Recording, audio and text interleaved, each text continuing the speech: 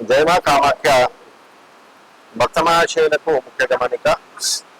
మనం నవరాత్రి ఉత్సవాలను ప్రాంతంలో, వీధులలో, గ్రామాలలో వైభవపేతంగా జరుపుకుంటూ ఉన్నాం. పోతే ఇతరులకు అభ్యంతరకరమైనటువంటి ప్రవర్తన మనకు ఉండకూడదు. ముఖ్యంగా భక్తి అనేది భగవంతునికి, భక్తునికి ఒక అటాచ్మెంట్, ఒక మనస్సును భగవంతునిపై లగ్నం చేయడానికి చేసే ప్రక్రియ భక్తి. అటువంటి భక్తిని మనం ఏం చేస్తున్నామంటే అధిక అలంకరణ, అతి ప్రవర్తన, అతిగా ఆవేశం పొందడం, తద్వారా ఈ మనం ఎక్కడైతే నవరాత్రి మండపాలు పెట్టుకున్నామో అక్కడ భక్తులు కొంత భయభ్రాంతులు అవుతున్నారు. వాస్తవంగా కూడా ఎందుకు భయభ్రాంతులు అవుతున్నారు అంటే, కొంతమంది అతి అలంకరణతో రావడం, దేవతావేశం పూనకాలు రావడం వల్ల పక్క వాళ్ళంతా భయభ్రాంతులు అవుతున్నారు. కనుక దేవుడు ఎక్కడున్నాడయా అంటే మంత్రం ఏం చెప్పింది అంటే, ఈశ్వర సర్వభూతానాం. పూనకం వచ్చే వాళ్ళలోనే లేడు, ప్రతి ప్రాణిలో దేవుడు ఉన్నాడు.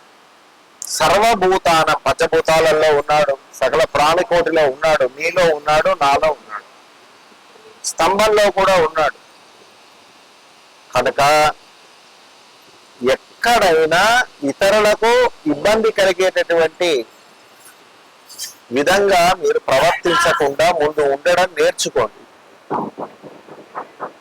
ఎందుకంటే దేవుడు నాకే వస్తాడు అంటే స్వార్థం.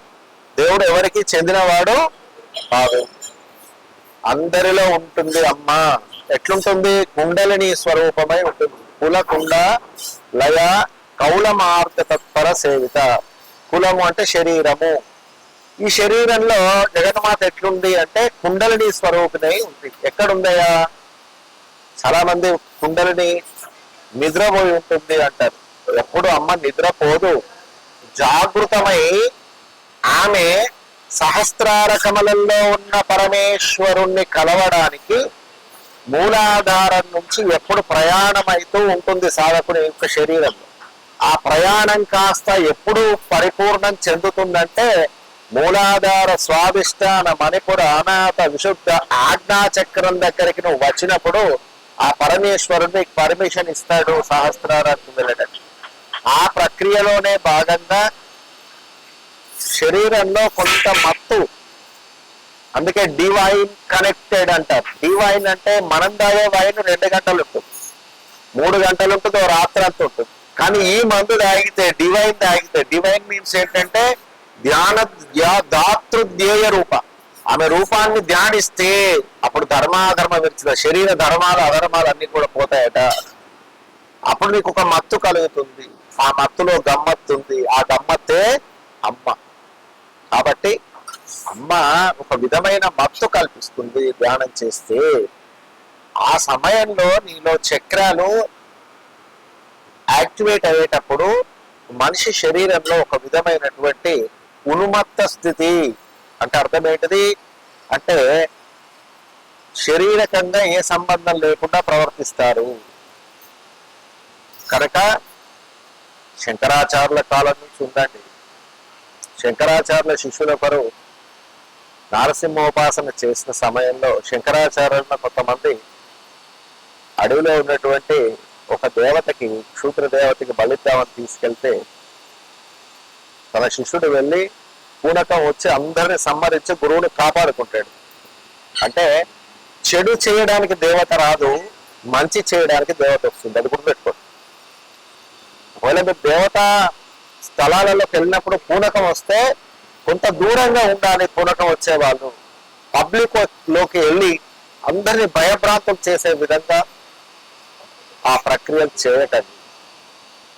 ఎందుకు ప్రత్యేకంగా దాని గురించి చెప్తున్నామంటే, మా గుళ్ళల్లో వస్తారు వాళ్ళు, వచ్చి కీకలు పెట్టి ఈ శివ సత్తులు కాదు, శివశక్తులు అంటే శివుని యొక్క శక్తి ఎవరంటే పార్వతి. ఆ పార్వతీదేవి ఎక్కడుంది అంటే నీ శరీరంలో కుండలిని మూలాధారంలో. ఆవిడ జాగృతమైనప్పుడు నీ శరీరంలోకి ఉన్మత్త స్థితి ఏర్పడింది కనుక నేను ముందుకెళ్తే వాళ్ళకి ఇబ్బంది కలుగుతుందని కొంత నేను దూరంగా ఉండాలనే భావన ముందే మీరు ప్రిపరేషన్ అయి కలిగి ఉండాలి. ఎప్పుడైతే ఎదుటి వ్యక్తి ముందు నేను గొప్ప అనిపించుకోవాలన్నప్పుడు చేసే ప్రక్రియలు కొన్ని ఉంటాయి. కానీ సహస్రాక్షి, 1000 కళ్ళ తల్లి, అది అమ్మ చూస్తూ ఉంటుందనే భయం మీకు తప్పకుండా ఉండాలి. పెద్ద ముఖమంతా పసుపు పూసుకొని పెద్ద బొట్లు పెట్టుకున్నంత మాత్రాన మనకు భక్తి కాదు. భక్తి అనేది ఎవరు చూస్తారు అంటే నీ మనస్సు సంబంధమైంది. అమ్మవారి మనస్సే మనోరూపేక్షుకోదండ పంచతన మాత్ర సాయిక. మనస్సే అమ్మ, మనస్విని, మానవతి, మహేషి, మంగళాకృతి. నీ మనస్సు ప్రవర్తించే ప్రతి ప్రవర్తనను ఆ జగన్మాత మనస్సులో ఉండే గమనిస్తూ. కనుక ఎప్పుడు సమాజంలో నేను గొప్పవారిని అనిపించుకోవాలి, గొప్ప వాళ్ళని అనిపించుకోవాలనేటటువంటి ఆలోచనను మాని దేవుని దృష్టిలో ఆ దేవత పాదాల దగ్గర గొప్పగా నా మనస్సును పెట్టేటటువంటి ప్రక్రియను నేను చేయాలి అనుకోండి. దయచేసి అటువంటి ప్రవర్తనలు మానండి. అందరు ప్రేమపూర్వకంగా భక్తి చేయాలి. ఆధ్యాత్మికత అంటే ఒక ప్రేమ, లవ్ ఈజ్ గాడ్. ఇంగ్లీష్లో ప్రేమే దైవం అని చెప్తారు సత్యసాయి బాబా. కాబట్టి అందరూ కూడా చక్కగా ప్రేమతో ఒకరి పట్ల ఒకరు గౌరవ భావం కలిగి, ఎందుకంటే అందరిలో అమ్మ ఉంది కదా. ఒక అమ్మను అందరిలో చూడగలిగినప్పుడే కదా మనలో దివ్య జ్ఞానం ప్రకాశిస్తుంది. కాబట్టి యా దేవి సర్వభూతేషు శక్తి రూపేణ సంస్థిత అని చెప్పి చక్కగా చండీ సప్తశతి చెప్తుంది. అందరిలో అమ్ముంది.